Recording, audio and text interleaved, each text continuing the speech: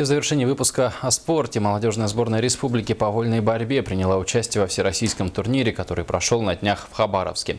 В этом году организаторами фестиваля был предусмотрен призовой фонд в 500 000 рублей. С подробностями из Хабаровска Стас Михайлов. Обладатель золотой медали в весе 74 килограмма стал обладателем сертификата на сумму 100 000 рублей. Организаторы планируют и в дальнейшем популяризировать турнир памяти Ерофея Хабарова и сделать его международным. В перспективе хотелось бы на следующий год все-таки организовать международный турнир. Очень большое желание у нас. И в принципе есть возможности на это. Регионы рядом, Китай у нас рядом. Япония, вся Азия рядом, Монголия.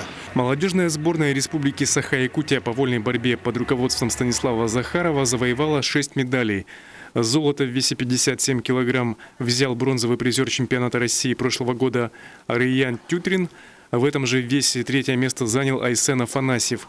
Владислав Ефимов и Иван Ефремов заняли вторые места в весовых категориях 65 и 74 килограмма соответственно. В весе 61 килограмм Эрхан Саркомов взял серебро, а Нюргун Александров – бронзу.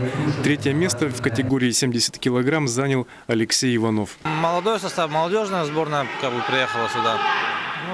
Нормально, на мой взгляд, нормально отборолись. В некоторых вариантах там ребята чуть-чуть недоработали, недоработки есть, но в целом все нормально. Сразу после турнира Ерофея Хабарова сборная Якутии вылетает в Улан-Удэ, где состоится международный турнир по вольной борьбе на призы чемпиона мира, Европы и Азии. Стас Михайлов, НВК Саха, Хабаровск.